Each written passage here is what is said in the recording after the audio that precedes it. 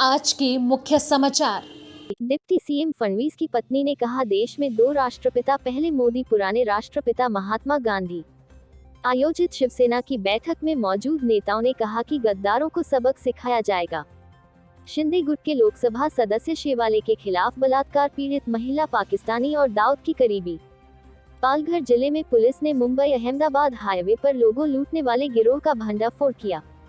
मुंबई, महाराष्ट्र के उप मुख्यमंत्री देवेंद्र फडणवीस की पत्नी अमृता फडणवीस ने प्रधानमंत्री नरेंद्र मोदी को न्यू इंडिया का पिता बताते हुए कहा कि हमारे देश में दो राष्ट्रपिता है।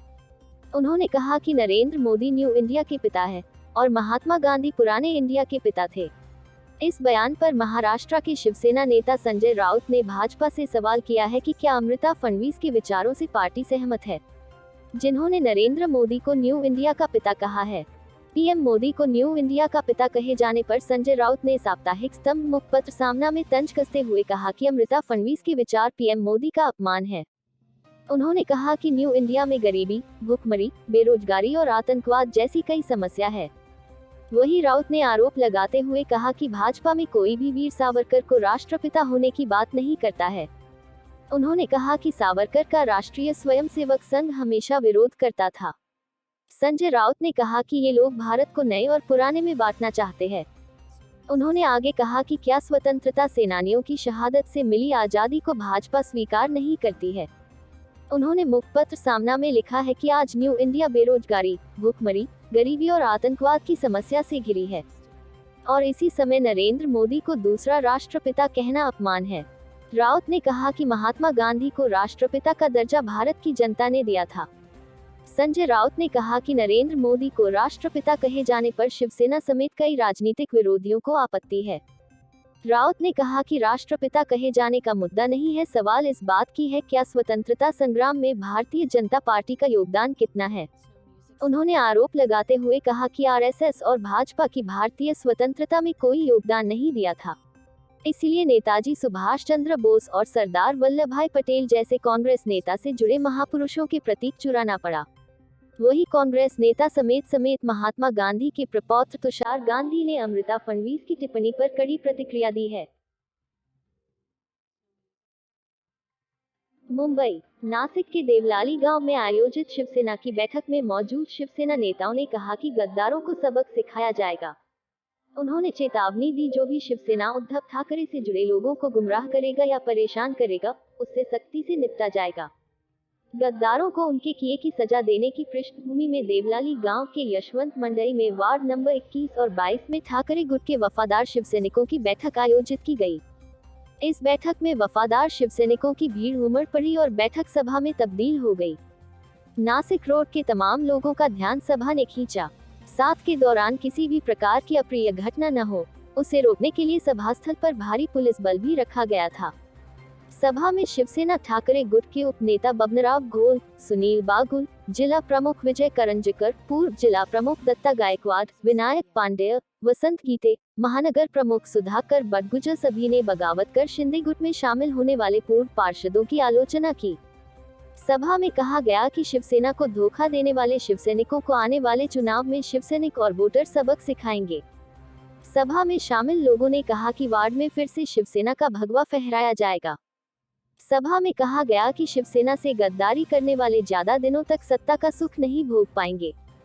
सभा में इस बात आनंद व्यक्त किया गया कि कोई भी वफादार शिवसैनिक विश्वासघातियों के साथ नहीं गया। सभा में यह भी विश्वास जताया गया कि उद्धव ठाकरे गुट के सभी शिवसैनिक को एकजुट हैं, इसलिए भविष्य में नासिक महानगर पालिका पर शिवसेना उद्धव ठाकरे का भगवा परचम लहराएगा। सभा में जयंत गाडेकर, सुधाकर जाधव ने विचार रखे। योगेश गाडेकर और स्वप्न लावटे द्वारा संचालित इस कार्यक्रम में संतोष साल्वे, सुनीता कोथुले, रंजना बोराडे, प्रशांत दिवे, पूर्व विधायक योगेश घोल, मंगला आराव, भारती ताजनपुरे, शोभा मगर, पद्मा ठाकरे, शिवसेना उद्धव ठाकरे गुट के कई शिवसैनिक मौजूद थे। मुंबई, एकनाथ शिंदे के नेतृत्व वाले शिवसेना गुट के लोकसभा सदस्य राहुल शेवाले ने उनके खिलाफ बलात्कार के मामले की एनआईए से जांच की मांग की है। उन्होंने शिकायत दर्ज कराने वाली महिला का पाकिस्तान और दाऊद इब्राहिम के साथ संबंध होने का आरोप भी लगाया है।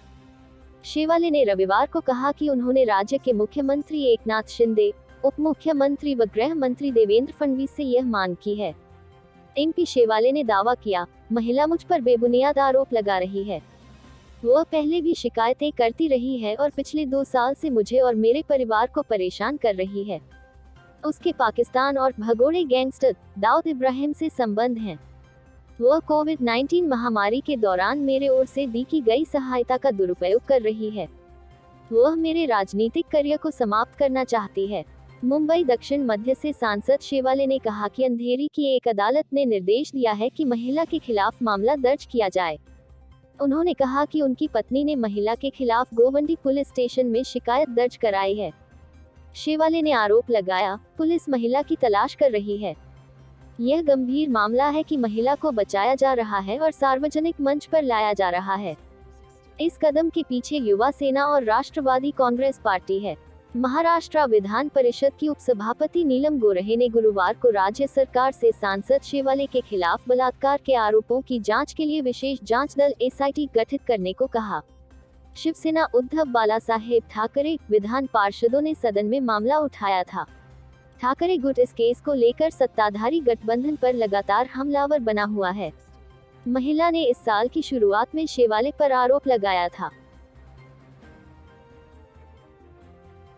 मुंबई, महाराष्ट्र के पालघर जिले में पुलिस ने मुंबई अहमदाबाद हाईवे पर लोगों को लूटने वाले गिरोह का भंडाफोड़ किया है।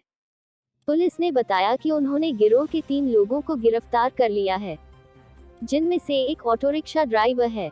एक न्यूज एजेंसी के मुताबिक 18 दिसंबर को विरार पुलिस के पास एक शख्स ने लूट का मामला दर्ज करवाया था। पुलिस को दी शिकायत में पीड़ित युवक ने बताया कि वह 18 दिसंबर को नल्ला सुपारा जाने के लिए उसने एक ऑटो रिक्शा हायर किया, जिसमें 2 अन्य यात्री भी बैठे थे, लेकिन ड्राइवर ने बीच रास्ते में ऑटो रिक्शा रोक दिया और दोनों साथियों के साथ मिलकर युवक की पिटाई कर डाली। फिर उन्होंने युवक का मोबाइल और जरूरी सामान लूट लिया। उसके साथ करीब 14,000 रुपए की लूट हुई। सहायक पुलिस आयुक्त विरार संभाग रामचंद्र देशमुख ने बताया कि युवक की शिकायत पर मामला दर्ज कर लिया गया। फिर पुलिस ने जांच शुरू की। सीसीटीवी कैमरों की मदद से आरोपी ऑटो रिक्शा ड्राइवर का पता लगाया। आरोपी जल्द ही पुलिस की गिरफ्त में आ गया। उसके साथ साथ उसके 2 साथियों को भी गिरफ्तार किया गया जो इस लूट में उसके साथ शामिल थे। आरोपी ऑटो रिक्शा चालक के पास से लूट के 16 मोबाइल बरामद किए गए, जिनकी कीमत 2.35 लाख के करीब बताई जा रही है। साथ ही आरोपी के 2 ऑटो रिक्शा भी जब्त कर लिए। पुलिस ने बताया कि इन तीनों के खिलाफ वालीवा पुलिस स्टेशन में 5 और डीएन नगर में 1 मामला पहले से ही दर्ज है। फिलहाल तीनों से पूछताछ की जा रही है। Bureau report, Mumbai.